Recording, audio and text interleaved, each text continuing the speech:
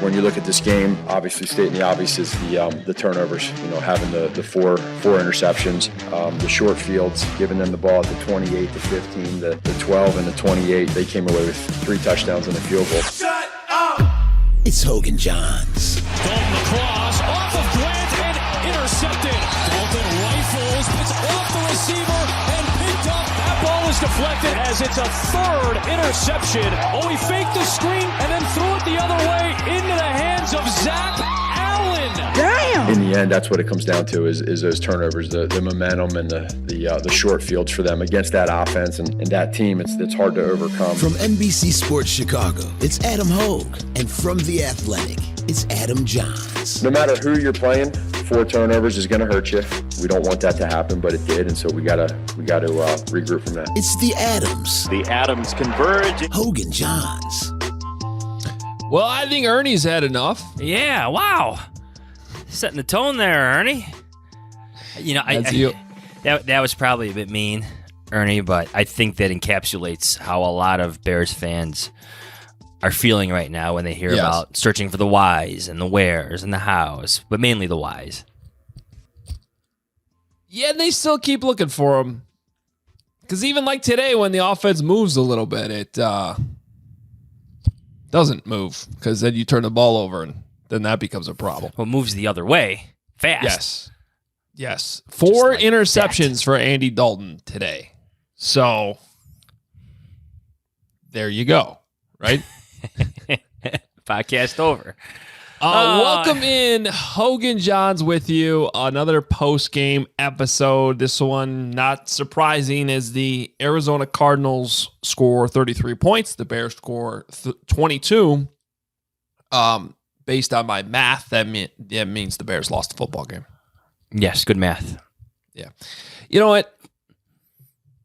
I think we went through the dysfunctional phase and the drama phase a couple weeks ago, and now this just felt like the apathy phase.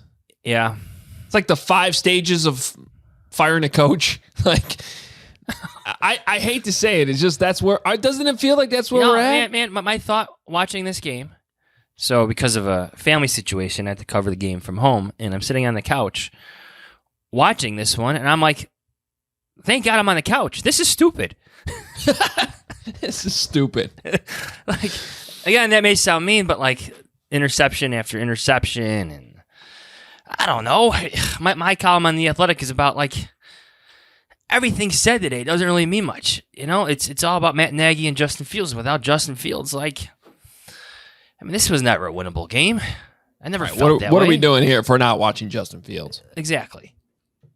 Can I just say a couple things about Andy Dalton? Okay. Andy Dalton, again, we've been through this. Like, he has handled himself about as well as he possibly could have in a not a great situation for him professionally as he's trying to get back to being a starting quarterback.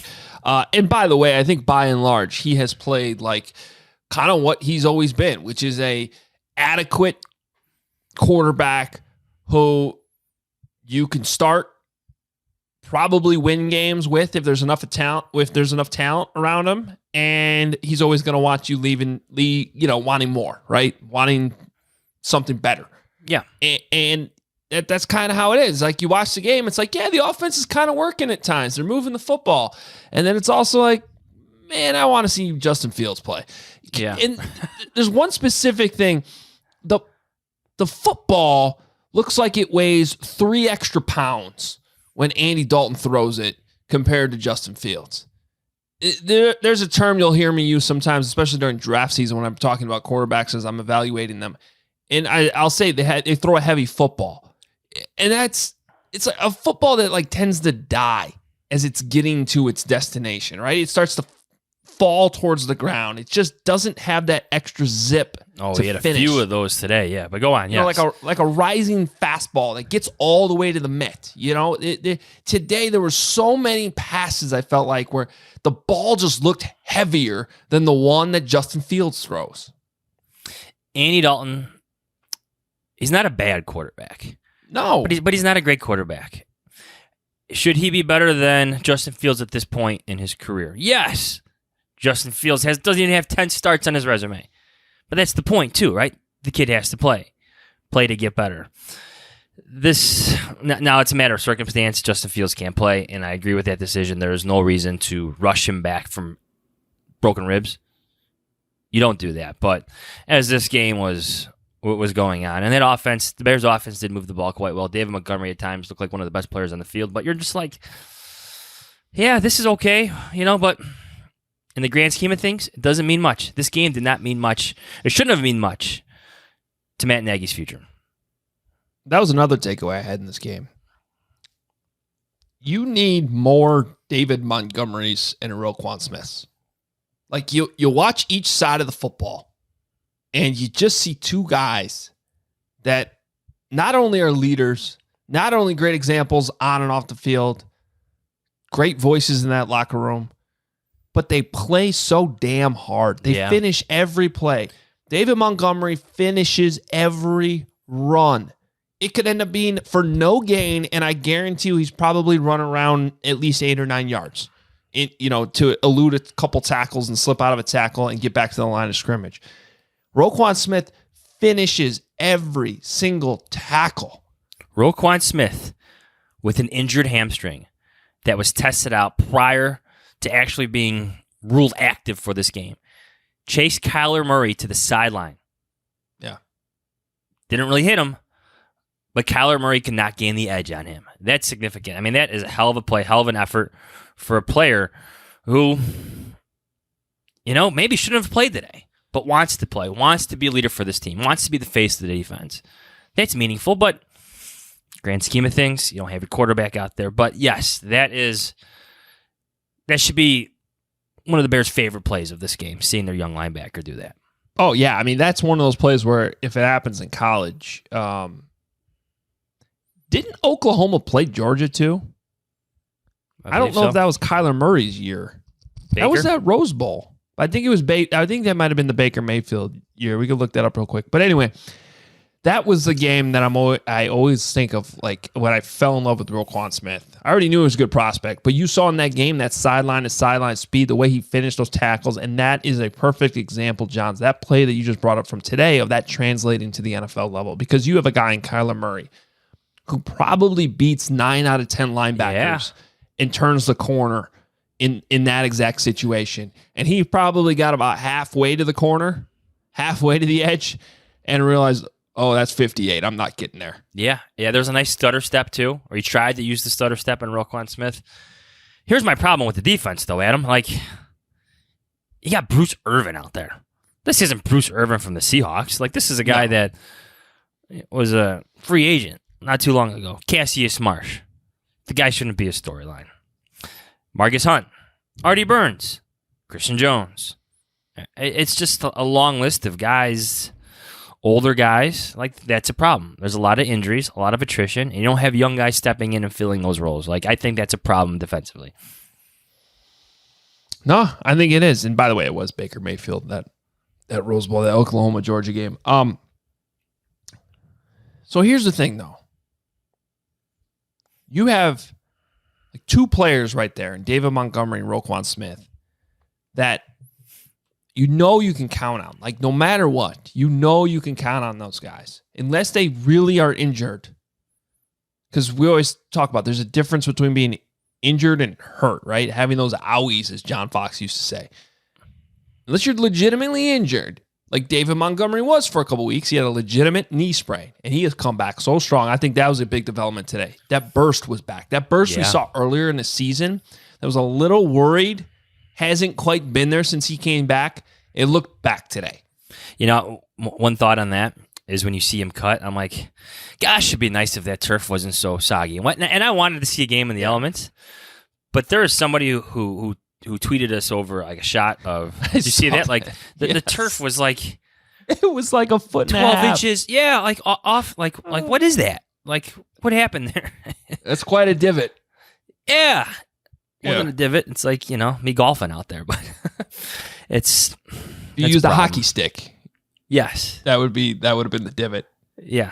Big. That's significant. But, in defense of Andy Dalton, I'll give him this. Like, he is throwing to Jakeem Grant, who actually looks like a nice little role player. but like he didn't play with them in training camp. Wasn't on the team. Demir Bird rotated with the first and second team a lot during training camp. Marquise Goodwin's hurt. Allen Robinson is hurt. Like that's been an elongated absence. He's throwing the guys that he's not used to. Now, I'm not absolving him of his 4 interceptions. I think 3 of them were on him. 1 was on Cole Kmet. Got to catch that ball, man. Got to catch that ball. But just not a good performance. Even as consistent as they looked at times, like they're moving the ball against a very good defense. Yeah, you just knew it wasn't going to be enough. No, the throw to Jakeem Grant was high and behind him. Had no chance. The screen's awful. Yeah, the screen just can't happen. If you're listening to this, watching this, go back and watch the end zone view of that and look at David Montgomery's reaction when it's intercepted. Like his head, like he does a big eye roll, but like his head goes back, like, come on, man. You can see the frustration as a model of a leader as he's become. Like his post-game press conference, like that's a leader of your team. Like that's a guy you want speaking for your team. That guy cares about everything that happens with this organization. But you can see the frustration in the interception. But you know what I would say about David Montgomery and Roquan Smith? So we've heard from the Bears so much about all the character they have in that locker room and how they've made that an emphasis in acquiring those guys. But you know what's different about those 2 players? They're really freaking good at football. They're football players. They are football players. It gets back to what I was just saying. You can count on them. They are going to be out there with their uniform and their pads on, and they're going to be going 100% on every rep. And I want to bring up another play. And I like Jalen Johnson. But did you see on Kyler Murray's first touchdown when he skirted in the end zone how Jalen Johnson pulled up? Yeah. And I don't know that he would have stopped him from scoring, but it's that mentality. You have the quarterback, and as you're game planning this week, especially with him coming off an injury, that anytime you can legally hit Kyler Murray, and I'm not talking dirty. I'm just talking. I thought you were talking about you're talking about the touchdown run. Yes. I thought you were talking about the completion of DeAndre Hopkins. Go on. Yes. Oh, I know exactly what you're talking about, and I have a serious issue with what you're saying. Not what you're saying. You know what I'm saying. I'm on your side. I know what you're saying. I'm on your side. Look, the DeAndre Hopkins touchdown happens, man. He's one of the best receivers in football, if not the best.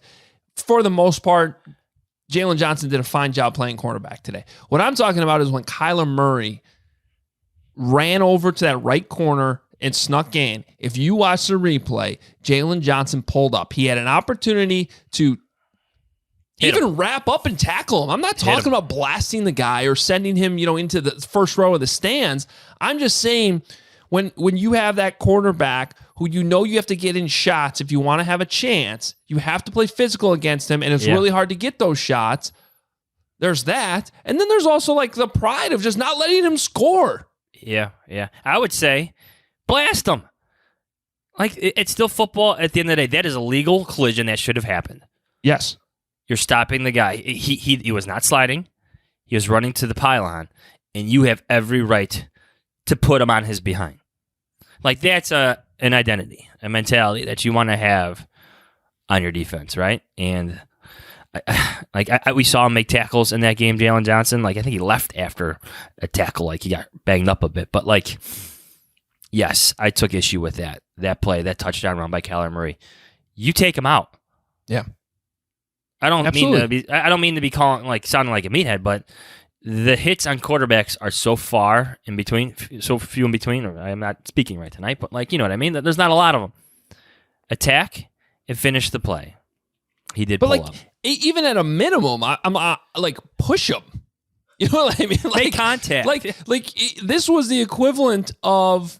It wasn't quite the same one-on-one, but if you saw the end of the Baylor Oklahoma State game yesterday, it was a guy trying to get to the pylon and the defender taking the right angle and preventing him from doing so.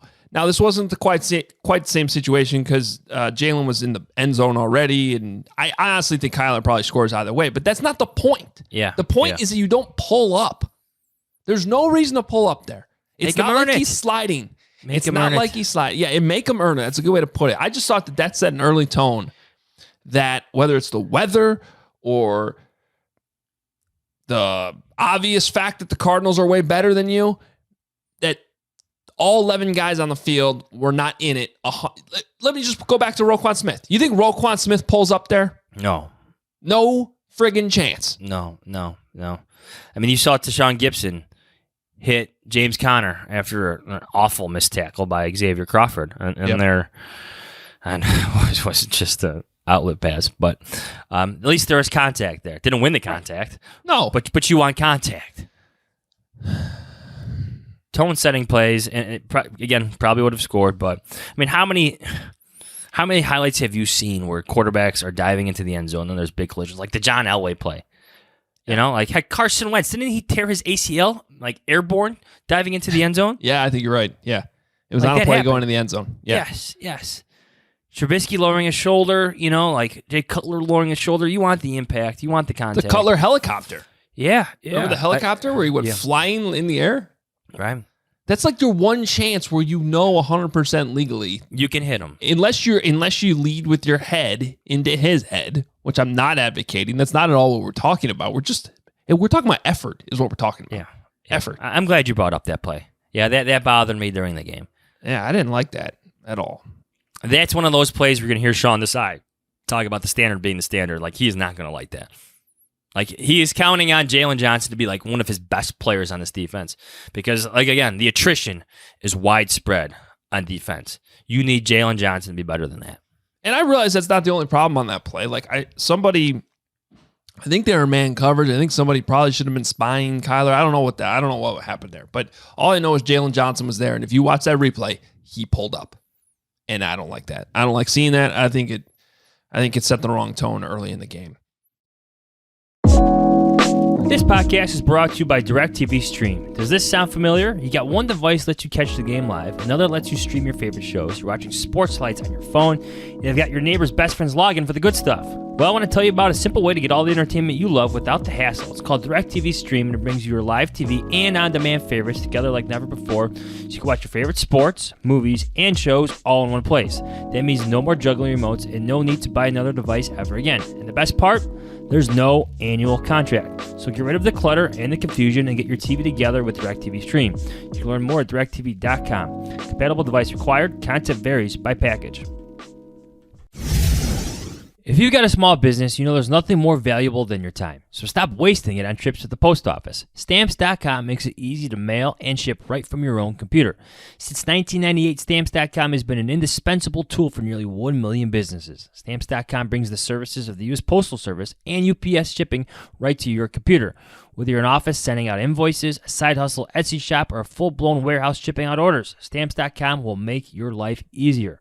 Within minutes, you're up and running, printing official postage for any letter, any package, anywhere you want to send. Plus, you'll get exclusive discounts of postage and shipping from USPS and UPS. So save time and money with Stamps.com. There's no risk, and with my promo code ADAMS, you get a special offer that includes a 4-week trial plus free postage and a digital scale. No long-term commitments or contracts. Just go to Stamps.com, click on the microphone at the top of the homepage, and type in ADAMS. At Stamps.com, promo code ADAMS. Stamps.com.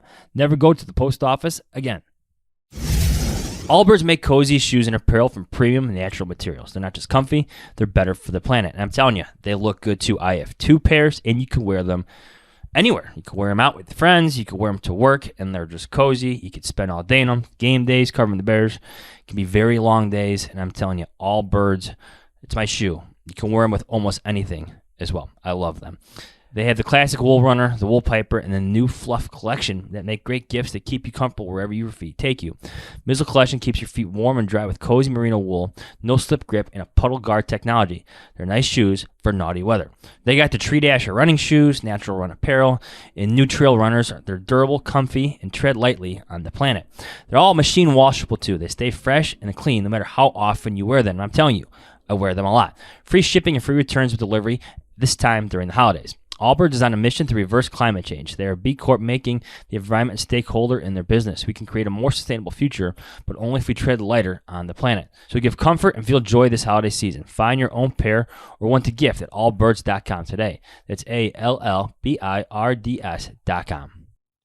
What did you make of the headset issues? in the second half. My honest thought is there's always something. Yeah, right. You know, Yeah. No, I'm with you. They had headset issues last week. It's just there's like, get it together. Like, and plus, like, all teams have certain things. And I get maybe the rain played a role in this, but like, I don't know if a better operating headset would have made a difference in the outcome of this game. You were the inferior team. My complaint is just stuff keeps happening. It's always something, right? Yeah. It's always something. Did you think differently? No, I just thought it was interesting how it all played out. Yeah. So, mainly because there are these conspiracy theorists on Twitter every week. Did Nagy call that play? I do check in. I think I said this a couple weeks ago. I do check in a couple times a game with my binoculars just to watch what Nagy's doing. Same here. When the offense is on the field, just to see how it's all working. And it was that drive in the third quarter. They're near the goal line, and I see that Nagy's like halfway out on the field, like yelling, and you could tell like Dalton ran over there. I'm like, okay, that's a headset issue. Like right away, like something's off in his headset. He's trying to get the play call from the sideline because that's all they could do at this point. Because obviously Laser can't call it from the booth, yelling from the booth down there. But then, although today you probably could have heard him. Yeah, maybe. Right? Yeah, seriously, the apathy. But then I think there was a timeout. Something happened on the next play because they didn't get in on the first one. Then the second one, I'm like, Nagy definitely just gave him the play call. Like on the sideline, I'm watching with my binoculars. Like Nagy just gave him the play call. Okay. And then the third one, again, he's yelling. And I think on that one they scored. And I'm just, okay, maybe that was a headset issue. Like just going to bank it. It was just kind of weird. In this next series that are out there, they're very clearly doing hand signals. Like at one point, Nagy's doing the bear claw. Like there was all this stuff. I love how he referenced high school. It did. It would look like that. Yeah. It looked like, Dalton's looking at his wristband. They got numbers on there. Like, because that's how you got to go. You're sending the receivers in and out with a different play call. Yeah. So I'm like, again, this is either a headset problem or they were also going no huddle this entire time. So I'm like, is this some kind of new thing they're trying to? I don't know. And then Nagy's got the walkie-talkie on the next one. So then I'm going, all right, probably some type of headset thing going on. But the walkie-talkie is always the backup thing, and they can frequency it however they want. So, but very clearly, he's talking directly to Dalton because Dalton's looking at him now. Like on this, like during the in between plays, Dalton's looking right at the sideline. They're clearly talking to each other, and I'm like, all right, well, this sure looks like Nagy's calling the plays now. He's looking at his play sheet with his walkie-talkie, talking immediately to Andy Dalton, like as he's reading the play off the card. It sure as hell looks like he is calling the plays, whether that's because there's some kind of communication problem with Laser or Nagy just said, screw it, I'm calling the plays the rest of the game and had to go get this walkie-talkie because remember, his headset wasn't wired to talk to Dalton originally. It was Laser's who was direct, he's the one talking to Dalton. And it also, I watched at one point when I think it was the first series where I just brought up how, clearly it looked like a headset problem. Dalton goes to the sideline. I looked. They didn't look at his helmet. And I'm going, well, wait a minute. If it's a headset problem in his helmet, why wouldn't they be looking at it? Yeah. So the whole thing. Did they quickly give him a new one? I didn't know. If they did, I didn't notice it. Maybe there's a channel they change. It's possible. But all I know is by the end, it sure as hell looked like Nagy was reading right off the play sheet, right into Dalton's headset, giving him the play. Now, Nagy said after the game that Laser called all the plays and that he was just relaying the call from upstairs. And maybe they were talking in between the plays so that Nagy knew right away what to call in when that play was over. I don't know. All I know is if he was really relaying them from upstairs, they were doing it fast as hell. I'm actually impressed. Yeah. Like, it was like the play's over, bam, boom, next play's in. I'm like, I don't know, man. This sure looks like Nagy's calling the plays. Yeah. Can I quickly follow up? Yeah. I know I've been talking a lot here, but let me just say one more thing. I don't care. Yeah. I know it sounds like I'm making a big deal out of this. I'm just trying to figure out what happened. If Nagy at this point is saying, screw it, I'm going out, I'm calling the plays, fine. Two reasons. I'd respect that. I kind of do. Yeah. Laser's not doing any better, by the way. Yeah. Okay, like you made that point a couple weeks ago. It's not like the offense has been any better since Nagy gave up play calling. All right. And honestly, too, if that really was what was going on with the headsets, why would you relay it from upstairs? I would have done the same thing. I would have been like, oh, okay, look, if you really can't talk to Dalton anymore, I got the play sheet in front of me. I got this walkie-talkie. The game's freaking over. I'm going to call these plays. And I wouldn't have had a problem with that. So, in conclusion, I do believe there was a headset problem.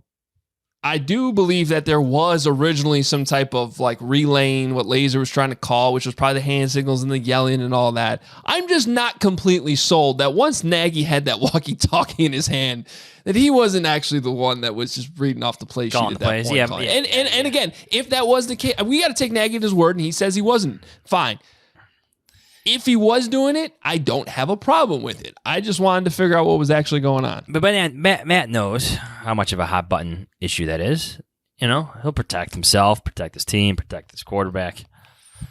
But you're right, whatever. If he wants to call Justin Fields' final 5 games, fine. That's why you're here in the first place, right? Yes, go out on your own terms, man. Yeah, I'm with you on that. At this point, it's that I've said this before. Like, that's all that matters is these last 5 games with Justin Fields. So with him not on the field today, no wonder it felt that way, right? Like what even matters here? Yeah. What did Next Gen's stats have? Like Andy Dalton didn't attempt or complete a pass over 20 yards. And I get it was rainy. I get it, but. Yeah, but that was the case earlier in the season, too. It was the case last year in Dallas. And it probably goes back to what I was talking about before. There's a lot of Andy Dalton. He can't drive the ball the same way. There are people in the athletic comment section that are huge Andy Dalton defenders. At this point in his career, if you can't see the limitations, especially at this point in his career, this isn't the same Andy Dalton who was throwing to A.J. Green some 5-7 years ago. Temporary fill-in for a team that's had long-standing problems at the most important position in sports. Temporary solution that you knew would have similar fates to those other temporary solutions that we've covered. Yeah. All right, well, that was fun. I thought the Bears were going to backdoor cover for a second. Yeah. When did he score that? When did that Jakeem Grant touchdown happened? Like 2:35 left or something like that? I think so, but then I probably have it right here in front of me. But then the Bears got the ball like right at the end with 19 seconds left. I'm like, something crazy is going to happen. They scored with 2:45 left. Oh, pretty good, Adam. So they got the ball back. 19 seconds. I'm like, something crazy is going to happen here. They're going to backdoor cover. Hey, weren't you supposed to list out the best names of the trick play? Oh, yeah. Thank you for reminding me. Yeah. We should definitely do that. What do you got? There's a couple good ones. What the real name of the play, I forget who said it, was Atomic Bomb. Was it? Yes. That must have come out of the side session because I didn't. Yeah. I actually did not know that yet. So Atomic Bomb is the name of that play. And it didn't really, The Atomic Bomb. It kind of detonated early on the Bears. So just so people know, the play was supposed to, I haven't had a chance to look at who was running deep, but it was supposed to go over the middle to somebody running deep. And so that was actually Dalton's second read there, was to get it to Grant. So let's give Dalton credit for something. I mean, he made a nice elusive move there because quite honestly, the play did not work at the beginning. It was a bust. The Cardinals played it well, and then Dalton made the play after the play, as we talk about with Justin Fields. So there it is. Andy Dalton did a good job. All right, here's I haven't really gone through these yet, so I'll just kind of read some of the best ones. Our friend Kyle Higgins said 4 years in a nutshell. I don't think they'd name it that, but Bob Dabrowski says the Dabrowski double reverse deluxe. Is that what he's always trying to run? Yeah, I think so. Remember Santa's sleigh? Yeah. Jason here says Santa got run over by a reindeer.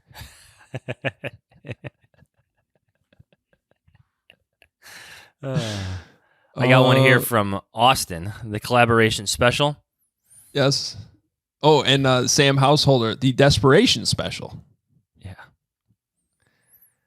I thought there were more responses here. I'm not seeing them all. No, there's more. I think you're looking at my tweet. Oh, am I? Yeah, you gotta look at yours. I don't know if there's a way to do that, but Oh, you I had a know what bunch you're saying. before. I know what you're saying. Where is Because I did see some the Conkle misdirection. I like this one. F it. I'm already fired. Yeah. Desperation special. The Chicago fire drill. Andy Dalton made that play, though. He did. He did. He really did. Man, I know there was one earlier I saw that I actually really liked. You got a good chuckle out of it. We might have to bring it back on Tuesday's episode if we can't. Yeah. I don't know if it's going to pop up here, but fake 23 blast with a backside ginger reverse.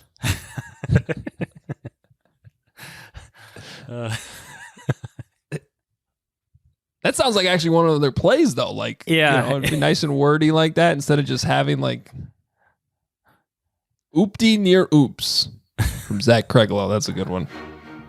I don't know. So, all right, good stuff. We'll I'll go through there and find maybe a couple more to bring back. Yeah, the voicemails will be fun on Tuesday. All right.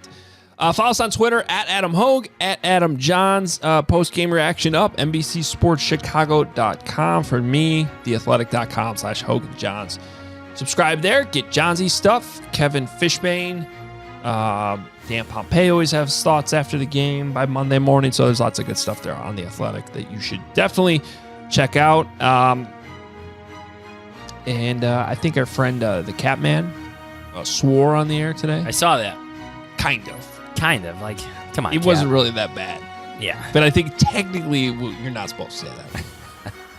Well, he's on cable, he said. But then our Twitter, the Bears Talk Twitter account immediately put the video out. Like, so I don't think he's in much trouble. I think. Yeah. But I think his point was something along the lines of good luck against the Packers next week. Yeah. Like, or be a little bit more fired up to face the Packers. Yeah. Which I agree with, you know? Yeah, they're just like, I don't know. No urgency today. I don't know. It was an ugly day. Bear weather. It is a myth. All right, Packer Week. It's coming. It's not going to go well. It almost seems like you need to put Matt Nagy through this week. Packers. First place Packers. Coming off their bye week. Aaron Rodgers gets the rest of his toe. Well. And oh, by the way, it's on Sunday Night Football for everybody to watch. Yeah. All right. We will talk to you on Tuesday then. See ya. One of the local writers, Adam Hoge, I don't know how to pronounce the last name.